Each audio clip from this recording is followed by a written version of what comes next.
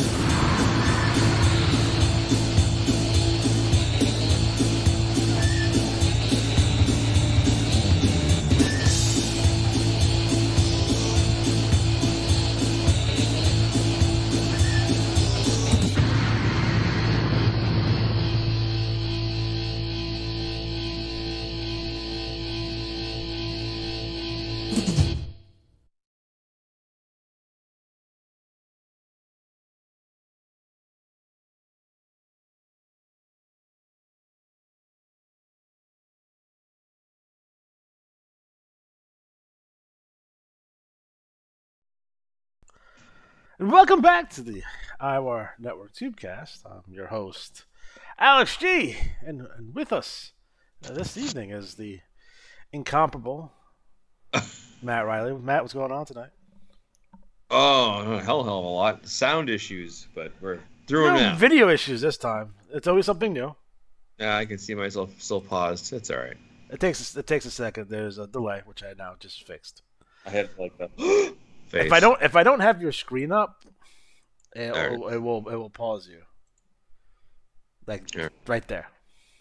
Okay. So I gotta have you active, which means I have to stare at your face the entire time, which is nice. The candy for the eyes. Do what I can.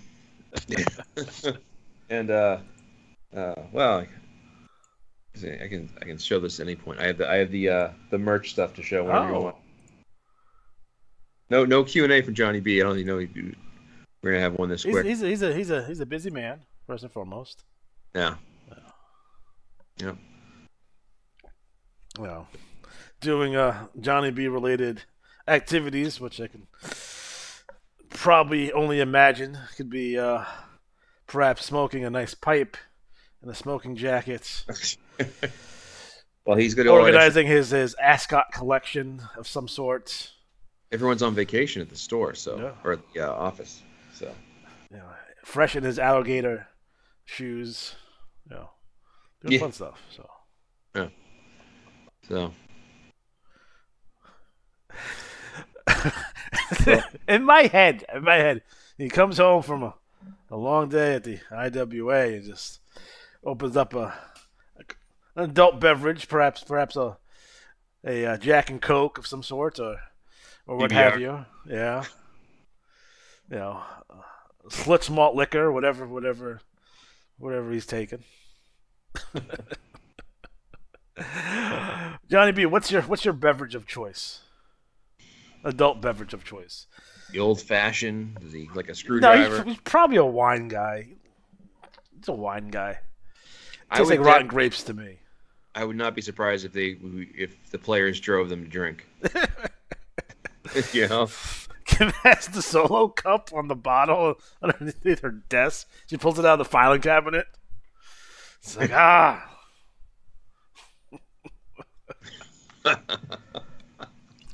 Kim has like an emergency flask. That's awesome. It's an email about another new league they want to open up. But you know what she could do? She could drink that beverage from a nice new Iwar mug. There it is. Cheap plug. There it is. See the nice Iwar logo. And, kids love it. You guys do love it. Yeah. But, yeah, looks snazzy with the black background. So, there's that. And then, of course, the other thing I haven't even looked at yet. Oh, I froze again. I know. Hold on. There you are. Oops. That's probably fine. Okay, let me catch up. There I am. Okay. All right. So, from the pages of We Talked About It, it's happened. Fantastic. That right there is a work of art. This is a work of art. I'm just saying, I'm not saying I wouldn't put that on a chain and wear it around my neck, but I probably would put it on a chain and wear it around my neck. Like my good friend Flava Flav. Flava Flav. I feel like I'm the only person. I would say it's me and probably Hamilton Ortiz is the only people in the Iwar that listens, or IWA that listens to rap music. I just get that feeling down in my soul. One of my good friends up here, he's an old school rap guy. Yeah. And he gets so angry at like the mumble rap type stuff. Yeah, it's rough. And just, like he'll drop a KRS-One type reference. Yeah. And it's like, all right. But my friend out in Arizona, I'm in the process of getting him a cameo because he hate watches the Celtics. And then he texts us like rapid fire, angry, rage filled play by play. And like we call Can't Dribble Brown, jittery Jason Tatum. Yep. And it's like you'd think this team was in worse, like the last place. And it's just so funny. He gets so angry. So I'm doing a cameo with one of the Boston sports radio hosts who's gonna like coach him up and be like, "You're gonna work on your Celtics fandom. It's okay.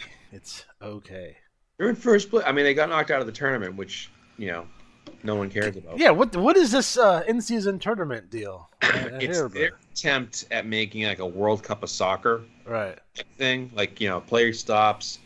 They have the matchups.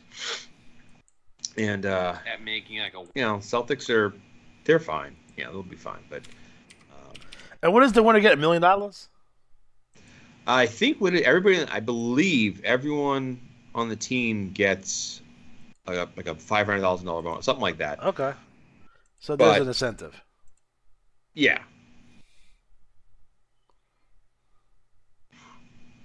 Oh. Did you see the new Godzilla yet?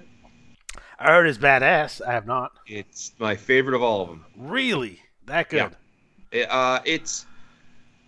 I don't give anything away. It's not so much. It's not like. they don't do anything we haven't seen before type, but it's the way they do it is really well done. And I like the setting of right after World War II, so it's you don't have this whole like, well, use the laser beams. You know, Right. it's like they come up with an ingenious way to kind of combat Godzilla, and he's terrifying. It's like, oh shit, like, he's not like, oh, happy Godzilla, you know, like it's like, oh shit. One of Luther's finishing maneuvers is called the Oxygen Destroyer. Yes. After the weapon that's used to kill Godzilla. Was it 1954, 59? Yeah. 54 for the Japanese, and then 55 for the Raymond Burr American version.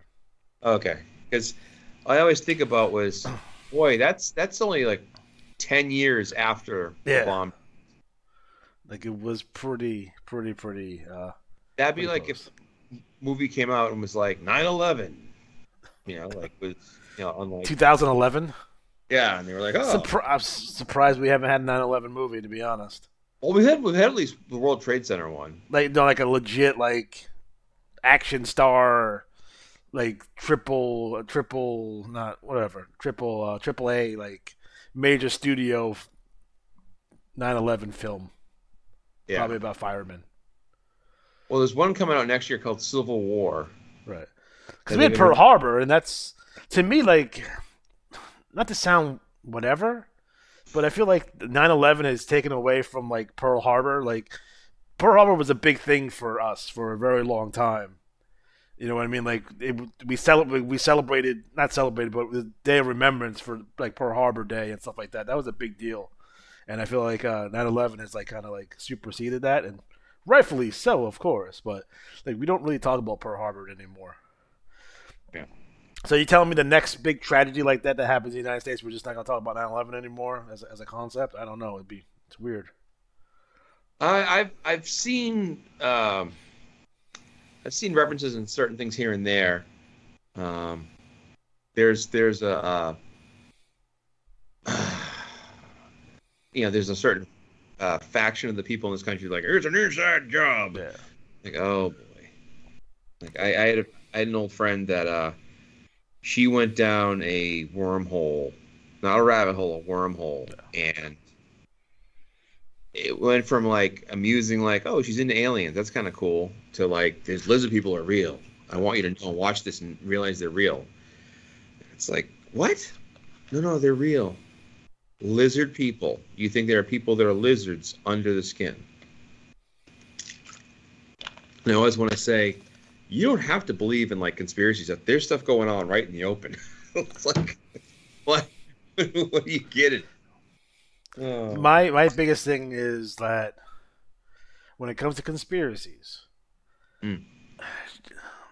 just by probability alone, yes, there are definitely conspiracies that exist.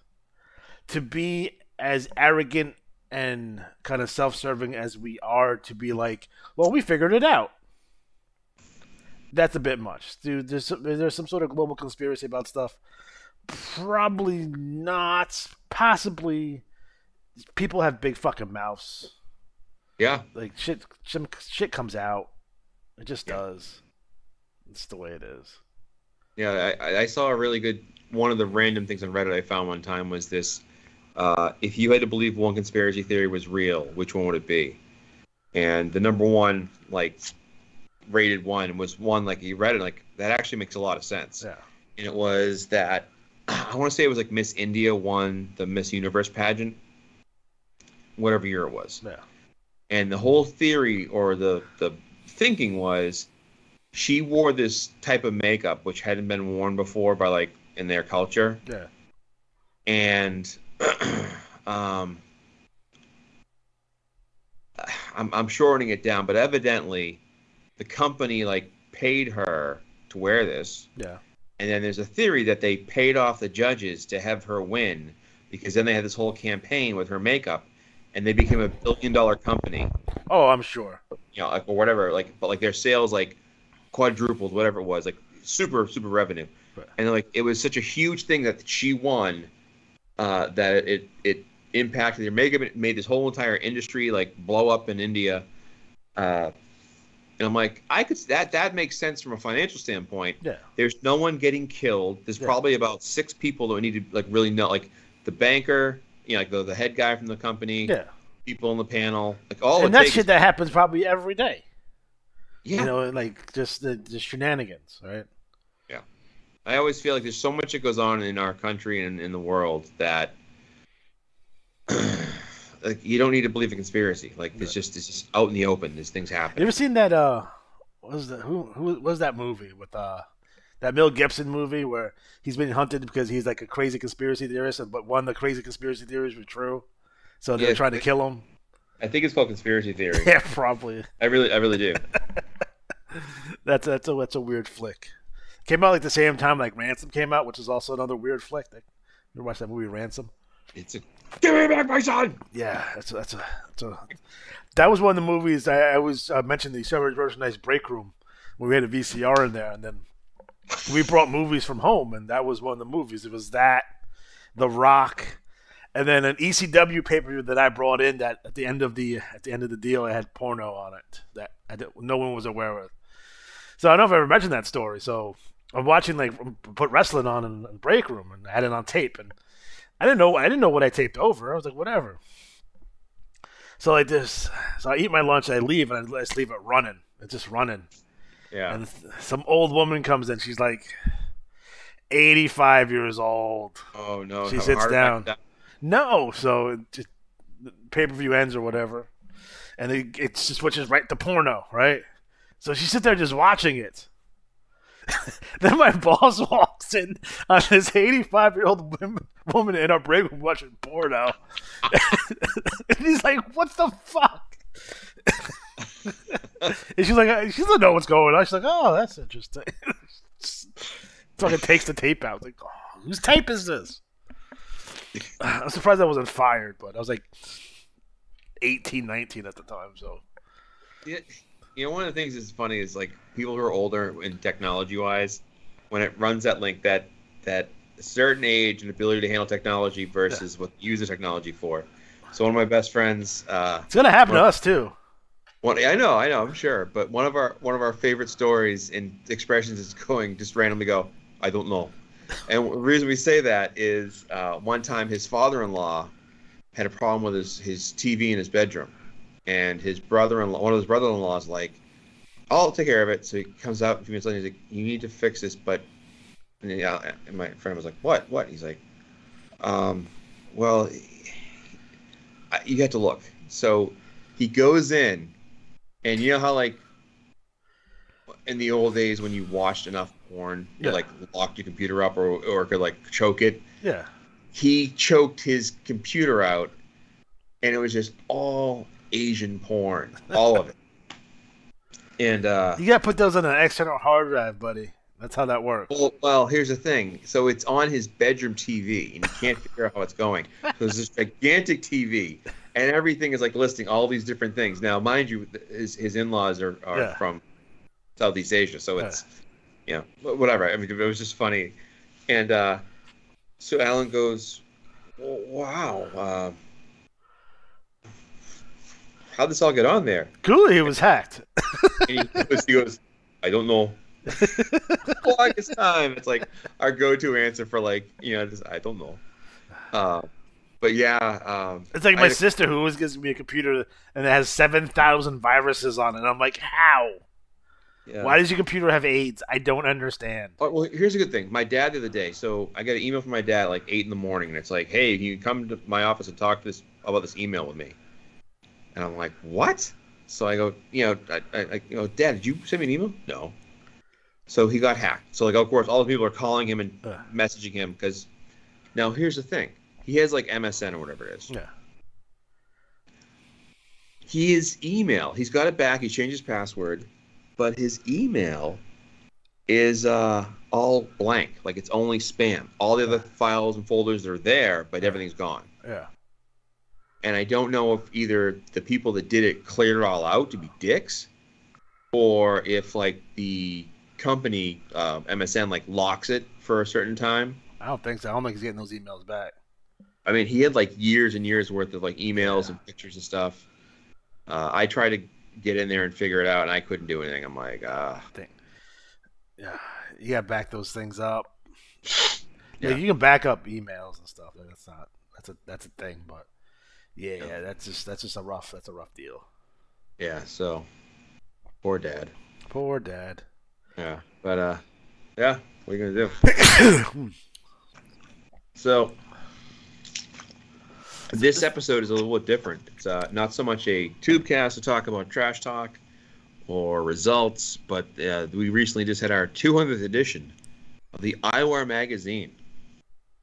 And as you can see on the main screen here, that is actually it's Johnny Revolution.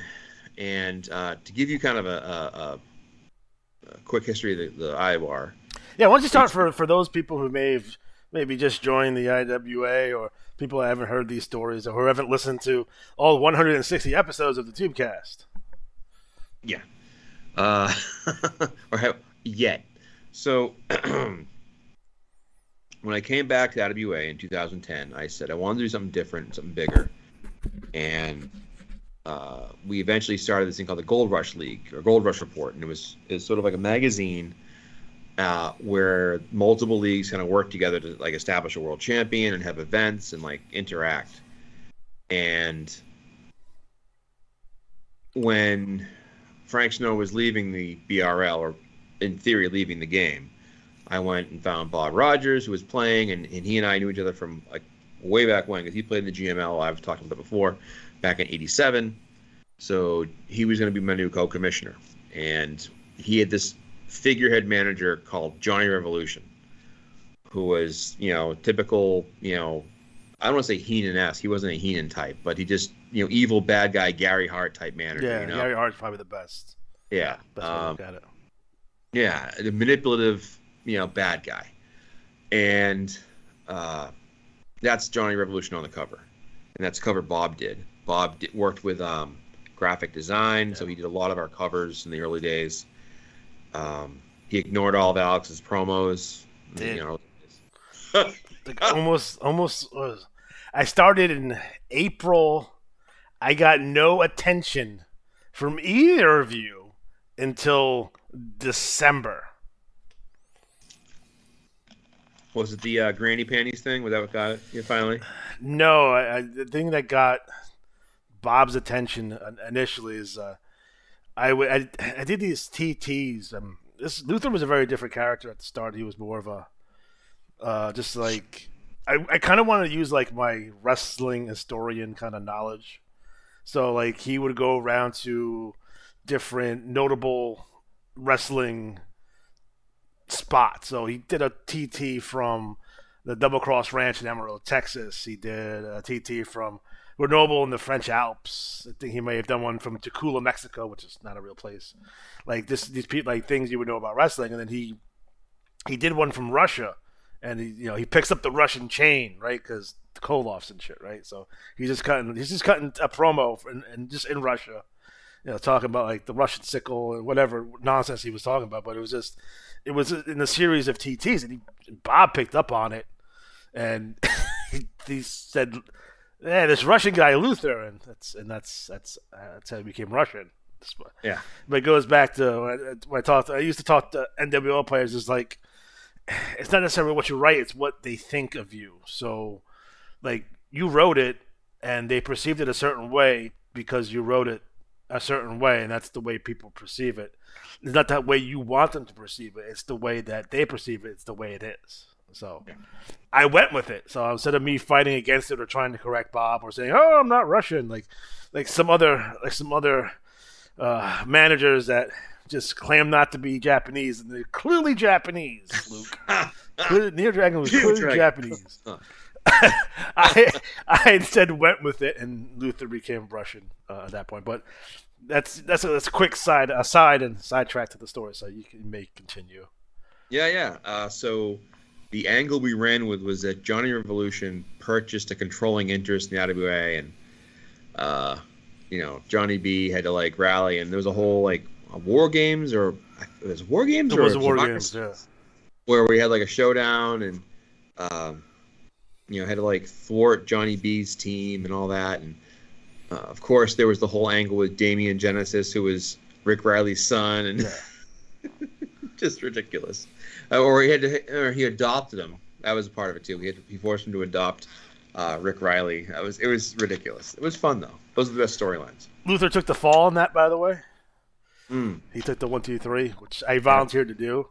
So I had this whole he goes nuts angle after that, which he did, and it's when he erected the statue of Giant Revolution outside the IWA office, and like he was never dead, but then I cut one thing where he goes to a graveyard and tries to dig him up, but he's not in this grave for some reason, but he wasn't dead. Like no one killed him, and he's looking for him. And we just we grew the game, or grew the Iwar pretty over time, changed the name, and it was Idaway Ringside. So what was so to backtrack? So Frank leaves the BRL, at least the commissionership of the BRL. So that's the first league in technically Gold Rush, future Iwar. What other leagues are the initial leagues in the Gold Rush?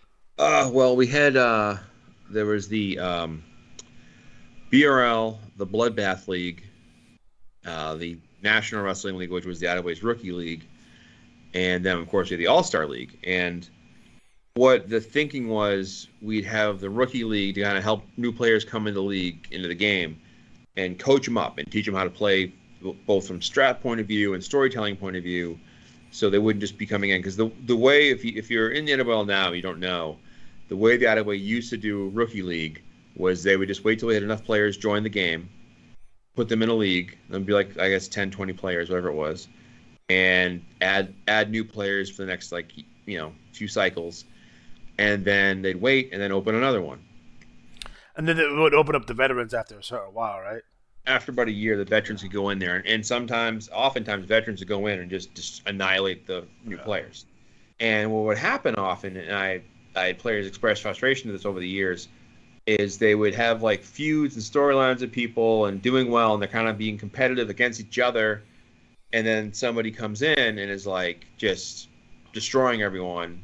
They're winning the tag, the 6-man, because the rookies they're not good enough. Yeah. So what we did is we worked at honing those skills, and we've gotten better at that over the years.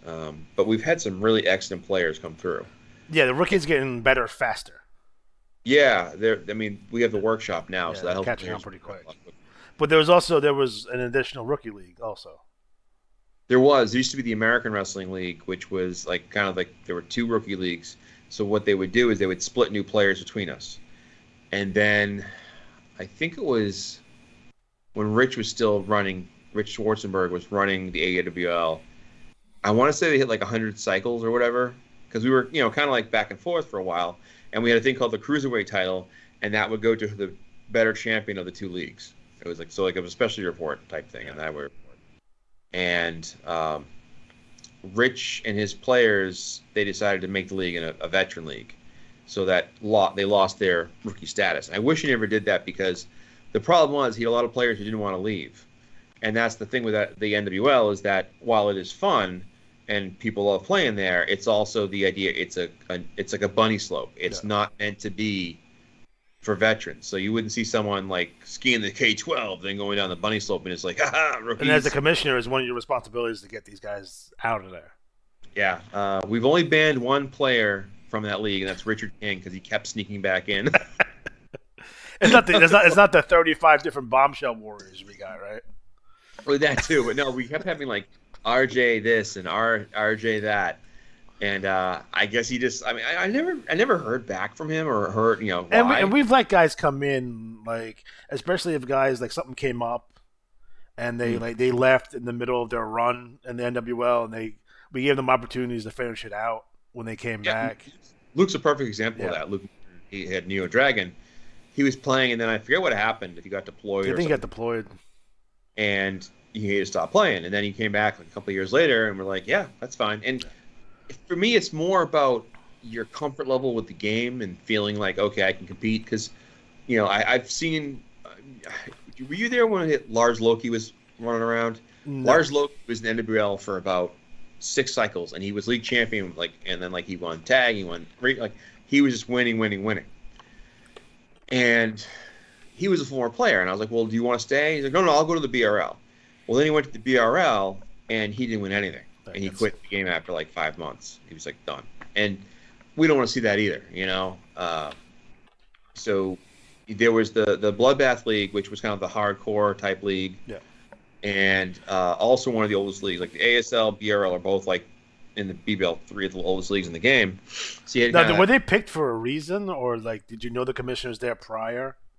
Well, initially there wasn't a commissioner in the BBL; it was me, and Frank. Like we kind of like had it set up. I was thinking about getting a BBL myself, but that's whole. Hey.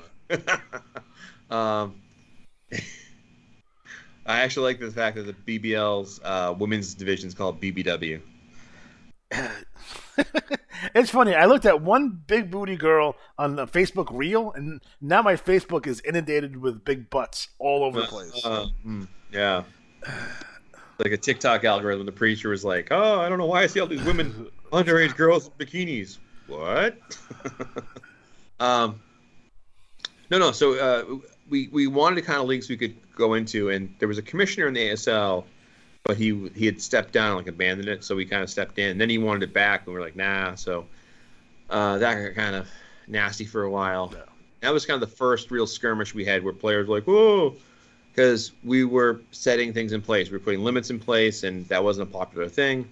Were you the, like, in terms of limits, were there limit leagues before? Like, was that a thing, or did you guys kind of really kind of... Yeah, I think the BRL was one of the early limit leagues. I don't remember. In the old days, there was actually leagues in a waiting list to get into. This is Johnny. This is where Johnny B will chime in on that. He probably knows. He probably knows, yeah. But it was just a thing we did because what happened is if you didn't put a limit, and I always felt 6 was a fair number because it gave you 3 singles wrestlers, a tag team, and a six-man. Yeah. And that was, fine.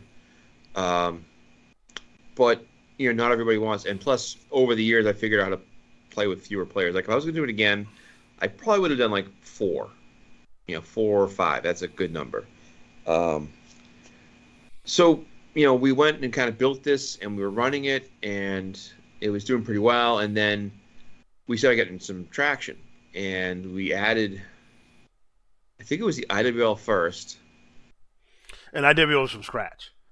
Yeah, that was your first from scratch league.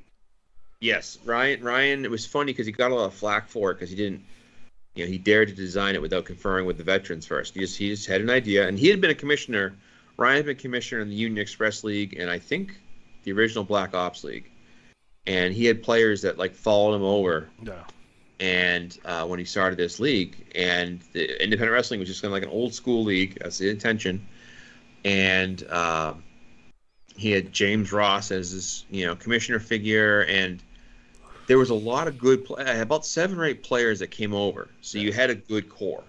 And I always tell the players, when they're looking to put a league together, you need about 6 to 8 players who are really going to be sticking around. Unfortunately, you get a lot of guys who are like, oh, I'll play, and then 3 months later, they're like, yeah, I'm done. What are you going to give me? And they start asking for stuff. Yeah. Which we had a lot of back in the day. Yeah. Oh, you're gonna give me free matches or free transfers and yada yada yada, and then like, yeah, I ain't giving you shit. Yep. IWL was fundamentally frugal with things. Yeah. There, no. It was no frills. Just like the old. No gimmicks. I actually use that as part of the logo. Was no gimmicks needed.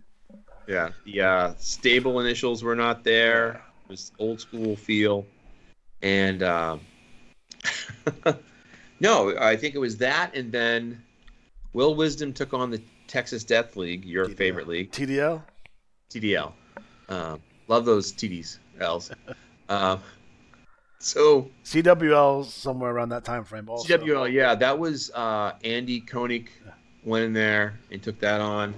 So you had like, the CWL had been like 1,000 different leagues with the same initials, like Chicago Wrestling League, Champions Wrestling League. So I forget what the original name was. That I had the list somewhere. Yeah, I know Canadian wrestling was what it was right before Andy took over, Yeah. and there were a lot of Canadian wrestlers left over. So And many Asian wrestlers in there right now. yeah, yeah, I I think saw we, that last week. Last week. I was like, what? yeah. So trying to think what other was those leagues there was. So it was What four. there, there was that. What was Oh, the league? MML. MML. Mass Mayhem. It was Matt Mayhem, and then it became Mexican Mayhem, Yeah. and Rich Schwarzenberg took that on. And it's what's funny is a lot of times commissioners who are really good at it will say, like, "Well, I can add another league. That won't be that much of a time crunch." 2 leagues are tough. But it is, and it's not just that. It's like you're also time wise. You're now like if you're in more, if it's more than one fed. Yeah. Like I like the fact that we can do this and focus on once a month. It's kind of like one big for week. sure. I've done or I've been in the Iron. I've been in other federations, and it's just I don't like doing like I know like a lot of guys in this game play every federation, and that's fine. It's good. You get a chance to swing at the fence again, right? I just like to go in gold and keep it simple. What was the W League? Wicked Warrior League? Did you have another one that you started from scratch? It was the Triple Threat League. Triple Threat League, yeah. And that was a league. One of the guys who was a commissioner with us, or co-commissioner, was like, "Hey, I have this idea to commission, but I don't know what league to pick." So I had the idea. It'll be like I had made the Lone Wolf League, which was the one wrestler per player league, and it's in Jade. If I could go back in time, there was two things I would do in that way. One is give myself a persona, and the other would be to make the LWL in the gold. I hate Jade. Federation, not Jade Cargill. So, we had the TTL briefly, and what happened was within 3 cycles of the TTL opening, he was like, I'm not playing the game anymore. And I just like, I'm not going to run the league. So it ended up just kind of, I think what happened was we expanded too fast in a sense. We should have just been taking our time.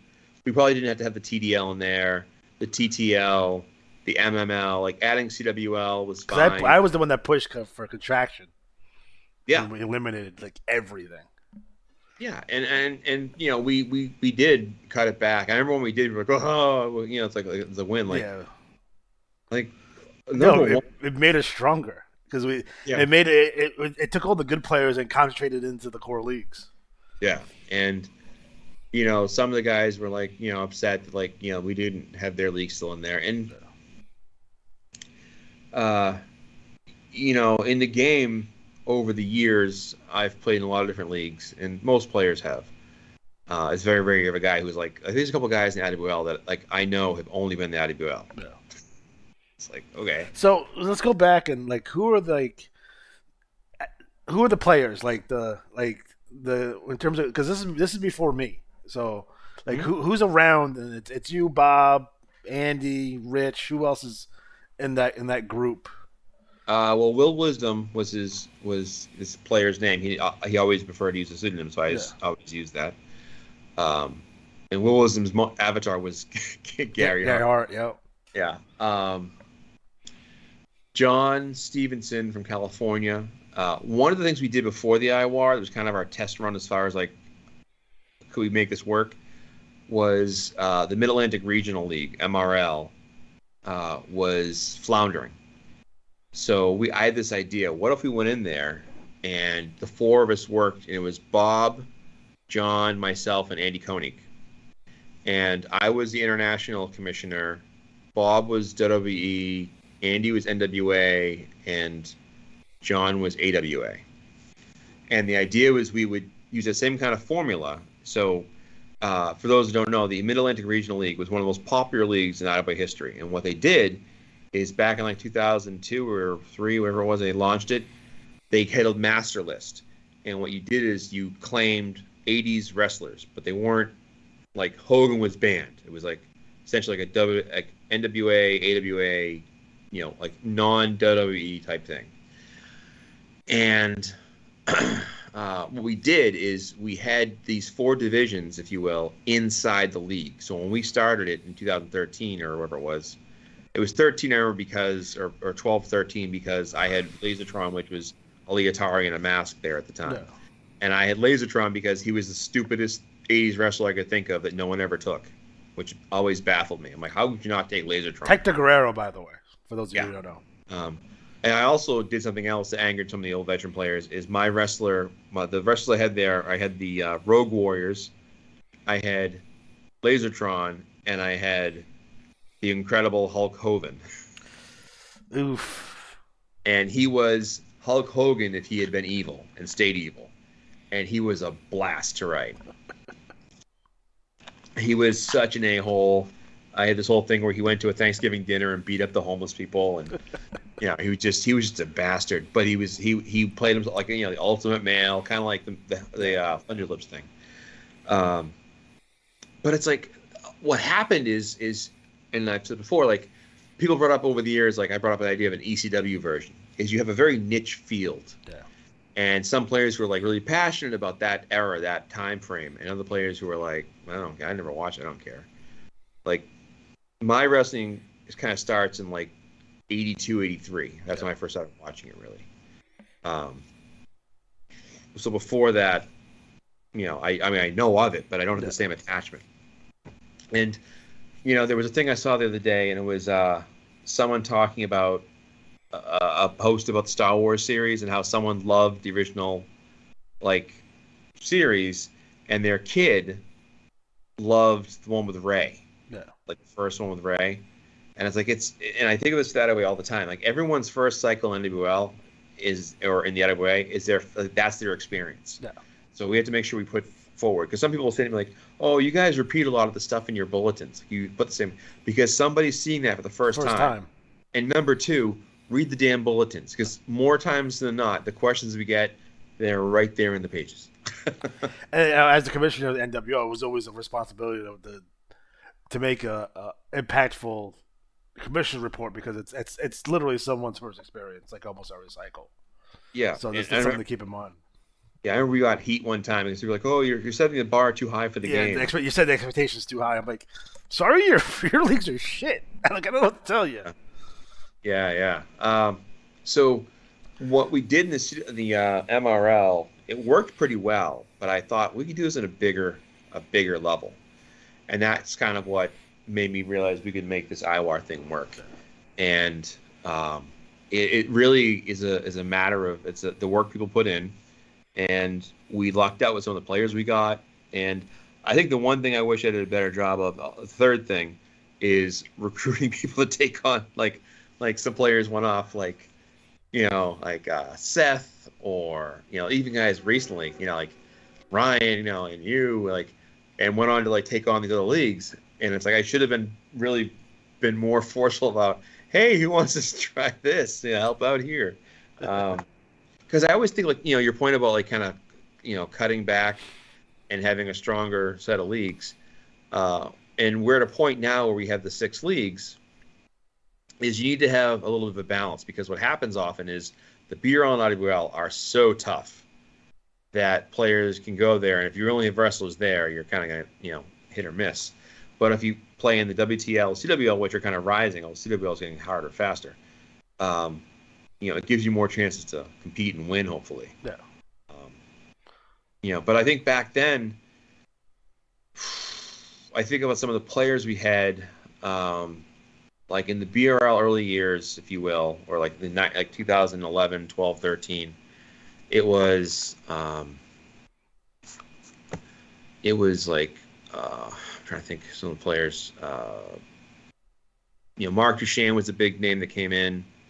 Look at my screen here. Oh, here it is. Let's see here. Mark Duchesne. You had Mike Moore was there for a while. Mike White Lightning Moore was a big name in the game earlier on. Of course, Frank Snow had all of his guys. Chris Capps is one of the players that came in and really helped move things along. He was fantastic with strategies, and he was fantastic with Excel spreadsheets. So I still use the spreadsheets he gave me because like he does a good job with them. Um, Anthony Duddick, if I'm saying it right. Yeah. Mike Drake was there. Man, like some of the guys. These are like we consider if you're making a legitimate IWA like manager Hall of Fame, like all those guys are basically in it. Yeah, that's how good they are. Like they're just ridiculous. Yeah, like Ryan came in, he brought in Empire of Chaos, like in the VRL, like, and because he also spread out from IWL. So, you know, what you had a lot of happening is guys were kind of like, you know, playing good guys here, bad guys there. You know, and it was fun. Keith Maple was in there. Jeff Annabelle was in there for a while. And these are all names that if you don't know, you should know who these guys are. Very important. Yeah, I mean, it's one of those things that a lot of guys in the game pass through who are big names. And what I was trying to recreate was back in like 91, 90 when I took over the BRL, 89, 90 BRL. I wanted to make this BRL like to be like the hot spot. And I recruited relentlessly. I was I was sending letters, emailing. Which should be your actual career, though. You should be an HR recruiter, by the way. Yeah. That should be your actual job because you're ridiculous. Yeah. So I was, you know, reaching out to people and being like, hey, you know, blah, blah, blah. And I got all these players in. And this is the 92, 93, 94. The league blew up. And just we had so many players who were so good. And what was really fun about the BRL, it was like the toughest league. Because what would happen repeatedly is these big roster guys would come in and be like, oh, yeah? Well, I'm the best. And they win like a six-man title once. And then they'd get shut out and leave. And it was kind of fun. It was like, come on, stick it out, you know? And sometimes the players would come in and really do a good job. And we had, so see, the NWL, when the NWL was starting, like back in the early days of the NWL, oops, wrong one. Where is it? There it is. The NWL early days, if you will. You know, so like Ethereal Guardian, Forever Young. Oh yeah. The assassin Jeff Corvus, who was a really fantastic player, because he left. Benjamin Blood, which is Ben West's guy. His RJ Venom. Luther Alexander. Rowdy Restaghini, Rude Duty. You know, like the Great David. You know, Koenig, which is called Koenig. It was, you know, a lot of these good characters. Solace. I mean, just well written. And what happened to some of the fun of the game was people would you know, get advice from us, and if we weren't really being productive, you know, like one of the big problems I had with my co-commissioner back in the day was he was very critical of the players' trash talk. And I always took it to the point, like, you know, you got to be constructive. You can't just be like, oh, this is shit. This is garbage. Like, because, you know, if there was rules. There was rules. Yeah. There was rules with TT. It's like you can only be a certain length, and you have to have X, Y, and Z in it. Like there were rules. And I saw that shit. And I'm looking at this. I'm like, and I'm trying to do that, and I'm like, it's not for me, dog. It's like I'm just gonna do what I want. Yeah. And I think, you know, as a commissioner, I've gotten better over the years by, you know, listening more to the players and working with the players. Yeah. And that's part of the thing. Because back then I felt it was like we're doing this thing. And you guys are coming along for the ride, but we're doing this thing. And we might have to take you guys with us. But, you know, for us to get it to where we need to go, I need you guys to do this. And it was very, like, I wouldn't say it was combative, but it was intense. I walked in and it was very intense. It was extremely intense at the time. And that's not to open up old wounds or what have you, but, you know, that was during a time where there was a lot of, you know, crosstalk and a lot of animosity and a lot of war of the words at the time. And I think we're in a good place right now Yeah. with most of those fellows now. But there was definitely a split in terms of IWA, and there was definitely I guess you call it a Cold War almost, or there was definitely angst and just bad feelings across the board with a lot of different people, and there was a lot of it was targeted towards us at the time, and we fought back too. So it wasn't like we were blameless. We talk our shit and get in people's faces and mock people too. I think it can be told that like when Bob set up a message board, the Hoosier board, he banned a lot of guys that he didn't like, that were just, he was like, they're dicks, I don't care, I don't need to hear, I don't need them to show up, whatever. And I was like, it's your board, dude, that's fine, if that's what you want to do, that's fine. But they kept got so much heat for that. They got mad at me. And then like there are things you would do, similar type situation, and I'm like, well, that's your call. And they'd be like mad at me. And they get so mad. Oh my God, the messages I get, like, oh, we're gonna show you. And then like they'd come to the league and like be like, all right, so you're gonna come, show me by going to my league and making it better. Great. Nice. But it was a good thing, and then we went from the MRL to the Gold Rush leagues to the Hideaway Revolution. And then when I was actually, so why'd you make that change, like from Gold Rush to IWA Revolution? Like, what was like kind of the discussion behind that? Yeah, I wanted to be more representative of us, and not so much just like like Gold. And I didn't like the name Gold Rush as well, but I wanted to have more of a IWA centric type name. And over time, we started calling the IWA Revolution just Iwar, IWAR. And that was the whole Revolution era, which was like a 13, 14, 15. It's about a year, right? About a year. In that ballpark. Probably like, you consider that like the first big Iwar wide kind of angle. It involved, like, it was multi-league. It was pretty big what we were doing. Probably the first time that we've seen anything kind of like that. It's that big, and it's crossing a lot of borders and going through like from league to league to league. So yeah, I think we've probably had about 30,000 offers to have a league invasion. Yeah, I hate those. And, I always hated those. Same way I always hated the like heel Bosch commissioner. Because I always feel like if you do that in every single league, and because they were doing it in WWF for 20 years after McMahon started it, and it's like, I get it, but I'd rather see it done rarely and done well than done all the time poorly. And you'd see that like across the game in so many leagues. The commissioner comes out in his 3-piece suit with his Gucci, shoes, and listen up, fellas. It's the equivalent of someone coming out at the end of someone's match and hitting him with a baseball bat that we see on a consistent basis all the time. Yeah, don't write that as a sneak attack no more, because I've seen that 10,000 times over the last 10 years. I always prefer to do. I like to write entertaining. Like if it's going to be an attack or whatever, like make it entertaining. We had the running gag with Gina Colada, who kept causing like severely injuring accidents at parades, because she would always end up like causing some injury. But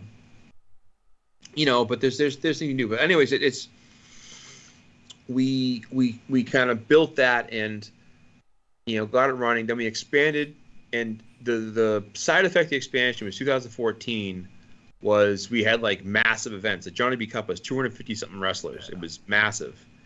But it was fun, and we had, all these events kind of launching, and the next couple of years they're launching these events that would become big things. And I think, like I said, I think we expanded too fast. We probably should have just kept it more, tightened up. And, we cut back, and then we cut down again about, was it 3 years ago? Going back to 4 leagues. Yeah, we had it. It was IWL, BRL, NWL, and that was Right. it. That was it. We were 3. We were at that was our. It was just 3. So And that was fine too. And that's the thing is like, it made it easy for us because like, draft wise, you're going one league or the other. yeah, But and we just didn't have the commissioners anymore either. yeah, and that's the thing too. Is I feel like a lot of people. I've always felt a lot of guys overwork themselves, and then they get stuck, and they're like, "Oh man, I'm burned out." And it's like, well, of course you're burned out. We try to let people like it was the famous part of the Tubecast when I always say it's like you have to get that report out. It doesn't matter what happens in your life, you have to get that report out every single month. You can be in the hospital. Like I got reports out. I'm coming home from surgery the next day, like all jacked up, like arm in a sling from shoulder surgery, trying to type reports with my left hand. Like know those things are coming. Like how many sleepless nights, working till 8 o'clock in the morning, you got work till 10. You know what I mean? Like getting reports out. Like and that's what it means to be a commissioner. He's getting that report out every cycle. 16, 17 cycles every year. Don't stop. Keep on going. Don't miss one. We never told you this, but that report you did when you were on drugs was all like gibberish. Oh, I believe it. Yeah. No. It really it helped us grow the game, and what I did see is like I saw guys like Seth Brubaker came along and did a really great job, and then he went off and created he was doing the UNL, and then he was doing the LNL. Awesome concept. Yeah, and I love that concept.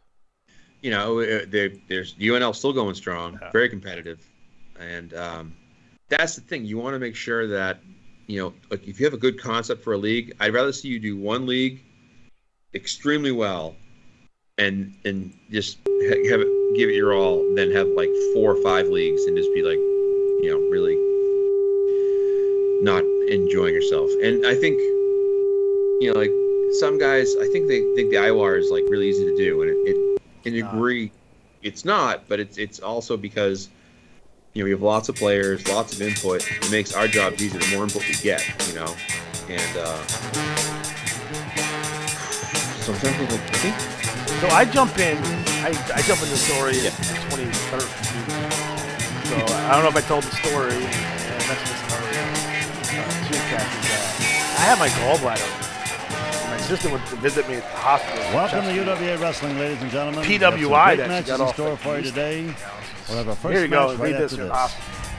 So I look at it. I'm like, and I saw the ad for the IWA, which I've seen 100 million times, and the crap. What? It says the wrestling audio is on, which I have to turn off. Oh. Time for action, so let's get up into the ring. I don't see it. It's time now for UWA action. This match will be one fall with a 15-minute time limit. Introducing in the corner to my UWA. left, weighing in at 235 pounds from the Tar Heel State, Belton, North Carolina, terrific Tommy Sigler. In the corner to my right, weighing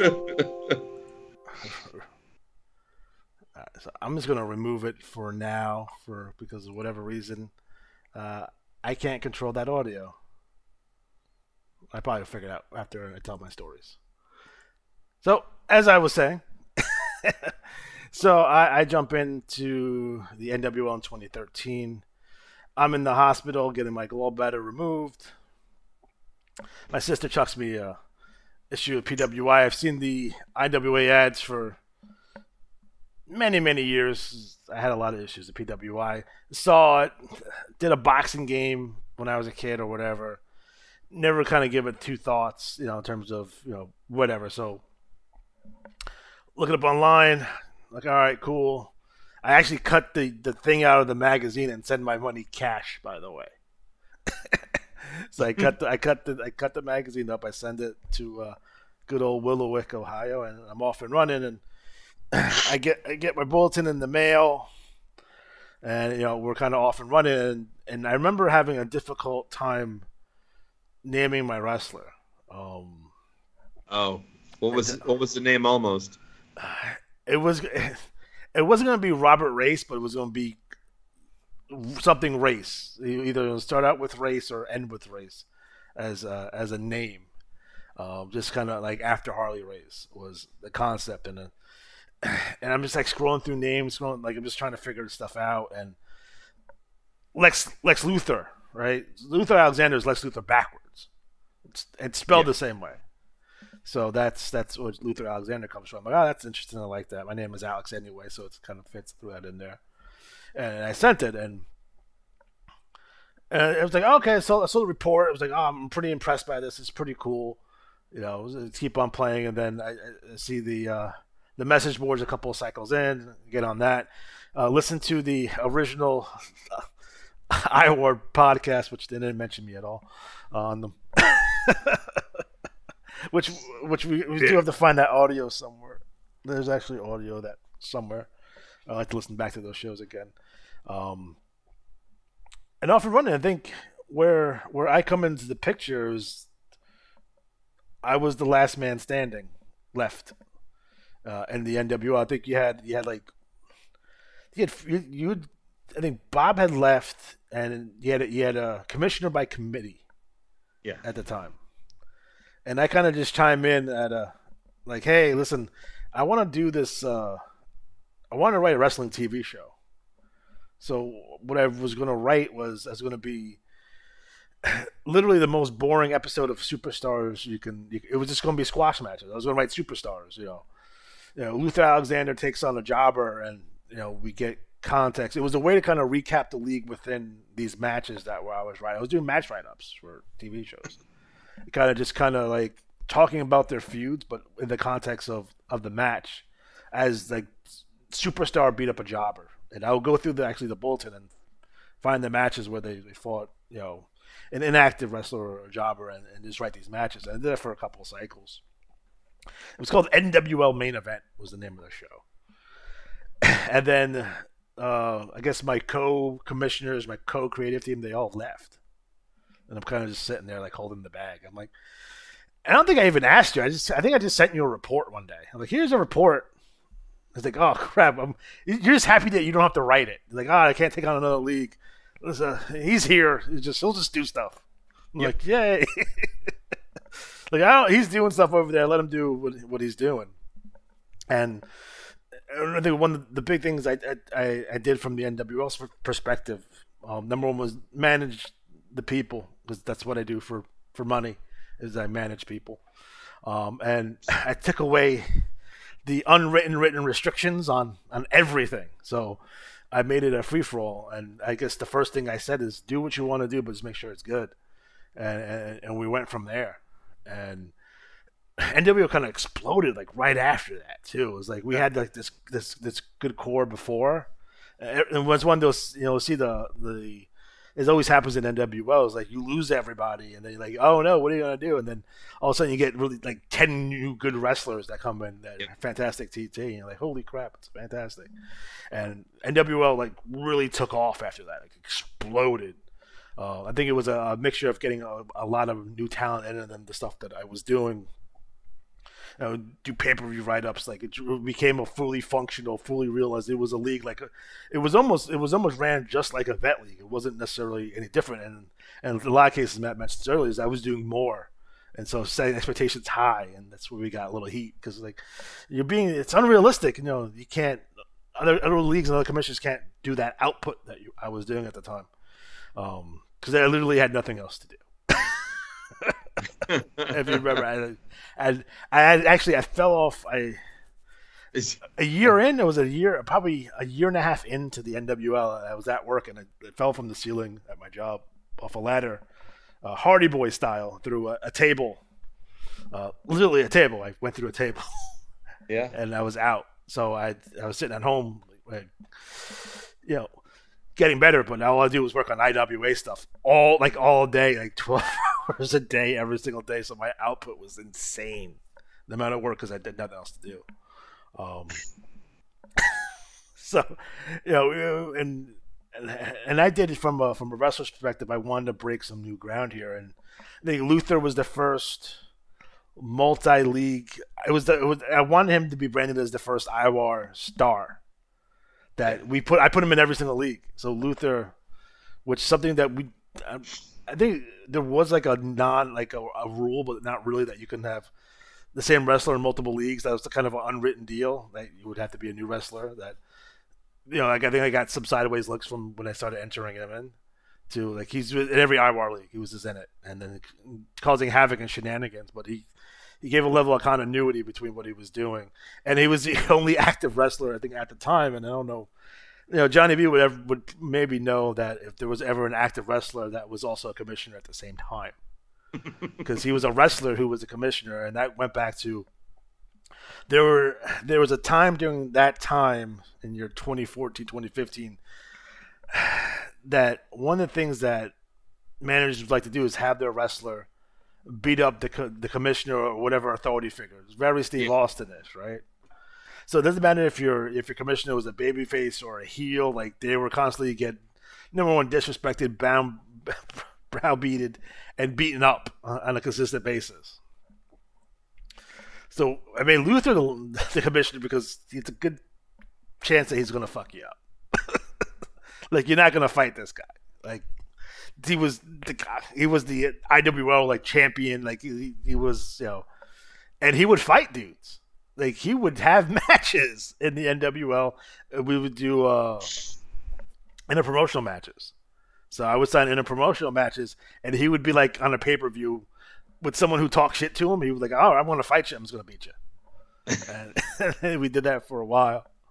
And then, and that's when I came up with the big cast of characters, which is, I think, something I learned from you, Matt, was having the big cast of characters in the league, and any inspiring commissioners, and, have your cast of characters, have, name the referee, know who your announcers are, your backstage interviewer, have all these people in place, and make, and the biggest compliment from that is having other wrestlers use your interviewer and mention your referee, because now they're all playing in the same universe as what you're playing, right? So your stuff as a commissioner is working. They're reading it. They see stuff.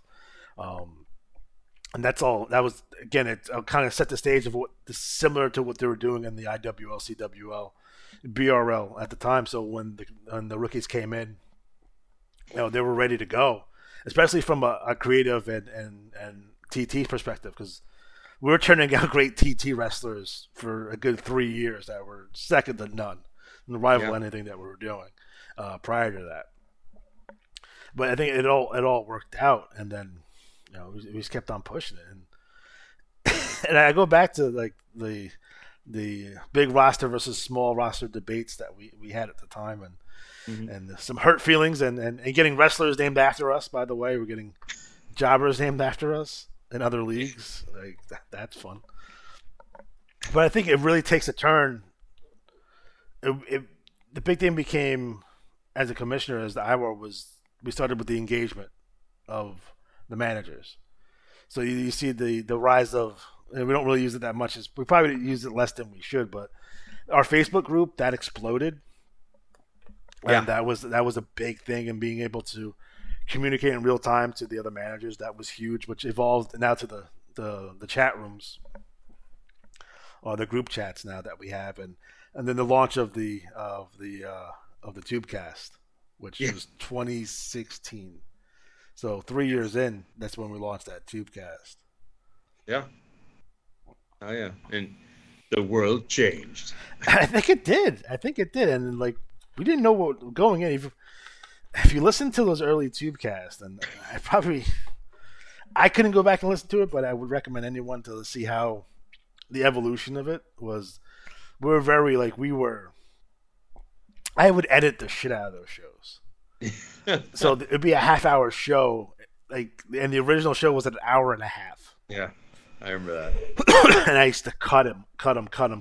So, some of those, they're very polished, but they're very succinct, to the point, shortened down, and people really like that, because I cut out a lot of side conversations too, some of the inappropriate talk. We all that stuff went out the window on those early shows. Just for me to edit. It's just something that we did, and as we got better and more comfortable doing these, because we weren't comfortable doing these. Like I certainly wasn't comfortable doing these at all. So as we got more comfortable, I started editing less and less and less, but I felt it was very important until we went live. Right. And I thought when we made the transition from a tape show to a live show, it was like, all right, I really want to have the interaction with in real time with the chat. And I wish we had more interaction with the chat, but we do this pretty late at night, so I kind of understand it. I was gonna say this is probably gonna be our first of several shows that kind of goes over the back history stuff. Yeah. But no, I think it's good to we'll do an hour long snippet, whatever. Or actually 7 minutes now. Yeah. But like talk about some of the past, and as we go along, we'll start hitting more points. But I just really think we did come a long way from where we've been, and it's a thing I always tell people too. Like we're happy to have players join. Join the team and help us, and then eventually, hopefully, step in. Like for example, I always feel like ideally, I would have just the BRL, and someone You've been wanting that for a long time. Yeah. I mean, ideally, you would just do the Iwar wide stuff in a perfect world. Yeah, that's too. Same thing. And that's. And I will say, foreshadowing or preview, what we're planning to do next year with the events is do everything for $1, and really. Are you gonna brand it? I'll buy that for $1 because you should. I think so. Yeah. Get sued. By who? I don't know. Orion Pictures. I will Frank say one Miller? thing. I wish the Attaway did. I know they won't do it, but I've always wished that they made a thing where you couldn't use an officially copywritten licensed wrestler's name. like you could do like where they do Roman Reigns, and it's like Reigns like in the sky. Right. That's fine, but I think it would be. We haven't seen too many of that as of late, though, have you? Like I haven't seen that in a while. No, and that's good. I mean, I like to see wrestlers who have their own persona and characteristics, and even like right now in the NWL, like Aaron and I were talking about, some of the guys in the NWL right now are really doing good. The last couple of guys, really bringing it, and I know the game is so much tougher than it was when I started too. Like the competitive wise, TT wise, it's like when I do come back, like I know I'm gonna have to bring my A game on this because it's gonna be so hard. Well, Luther Alexander had a habit of edging me in important races, so I'm always bitter. But no, there's a lot of long-term storylines in the game that have been going on for years. Yeah. I mean, it's part of the fun, but having callbacks is part of what makes the game entertaining. Is old rivalries or teaming up, and I'm working on something right now with the IWA to pump up the numbers in the NWL, and in the game right now, like I think this past cycle with lowest numbers in quite a while, like overall wrestler activity, but it's the end of the year. The stable races are pretty much all settled. I think they're over now. Yeah. And in that part of it, the game, those players are kind of taking a break until they start up again in January. I wonder. That's another Johnny B question. What cycles historically, on average, has the lowest activity? Like, is it like December cycle, January, dog days, like where you see a drop off for like no reason? Yeah. Like I'm sure he's the type of guy that runs those type of metrics and have them. Like, we don't do well in April for some reason. We don't know why. Well, they don't. They're jealous of our All Japan numbers. Yeah. For those of you who don't know, we used to do a couple of sideshows. 84 Project, the 9090 Project. It was 83 and 84, 90. 90. Yeah. Those are fun. Like I would like to do those again if I get more time. I might start that up again. It was just me like booking ridiculous shit, like the 1990 David Tarantino heel turn on Larry Zbyszko. But we had the video game review, and Yes. because they work, and the problem with the video game reviews prior to 2016 when I started them, wrestling video game reviews are very short, right? They're just very short. They're 5 minutes, 7 minutes, because there's not a whole lot you can say about like, WWF WrestleMania for the Nintendo. Like, it's not a lot there to go over. So you weren't seeing a ton of footage on it. You would just see like, yeah, here's my 5-minute thoughts on it with a couple of clips, and that was it. And that was wrestling video games reviews from back in the day. That's what it was. So I want to do something where it's almost like a more modern stream. Let's say what streamers are doing now was like, we would talk about the video game for however long, would be 7 minutes, 10 minutes, whatever. And then we would talk for another 20 about whatever random topics that we wanted to talk about. Yeah. It'd be something associated to the game. It'd be like, let's talk about the 1989 Royal Rumble, and we'll just go off on a tangent about the Royal Rumble and that the year that game came out or whatever. Yeah. Because I wanted to really kind of showcase the footage a little bit more. And this is prior to the rise of Twitch and kind of the more streaming aspects of it. It was infotainment is what I called it. It was informative, but it was a level of entertainment there. Which I'll probably get back to doing. I could stream. Like, I figured that out the other day. I could stream video games live. I just can't play and talk at the same time, which was always the big hiccup for me. Oh, really? I can't play and do like without like I can play like shit and talk, but I can't concentrate and play at the same time. I'm an old man now. It's like I can't do that. I'm not a kid. Some of these games are hard now. It's just embarrassing too. No, I've been playing Red Dead Redemption 2, and I figured out this hack where I will save at a certain point. I'll make sure like I have all my weapons and everything loaded up, whatever, and I save it, and then I'll go on a kill spree. Although sometimes, to be fair, I try to do the right way, like play honorably. Yeah. And the other day, I was like, oh, aim R2 to aim. What's that gonna do? And I shot the store owner. I'm like, oh, here we go. So I had to massacre everybody in Strawberry. And I always feel like, isn't there a finite number of citizens in a town? Like, there's got to be like, 300 citizens. Yeah. I've killed them all. You can't just keep populating citizens. I think I killed like 50, bounty guys. Right. Like, maybe that many bounty guys in America in this area. But you're right. Like it's fun to play. And my nephew, he watches people play games. Which is the strangest thing to me is watching other people play games. Yeah, that was always like my son was big into that. Maybe not so much anymore. But he was big into like these, like they were playing like Minecraft, right? And they were just whatever. Yeah. Whatever the diamond miner or whatever that guy's name was that was big at the time for Minecraft, but I never quite understood that as a concept. And I tried to do my version of streaming, which I think the first Spider-Man game came out. I played that all the way through. Like, there's a playthrough on that, but I don't talk on it the entire time. I just play it. See, I think what we should do is if we can do it, stream No Holds Barred, the movie, and mute it and provide live commentary. So people at home could watch it with the sound on, and we'd have commentary on it. We get burned so fast on that.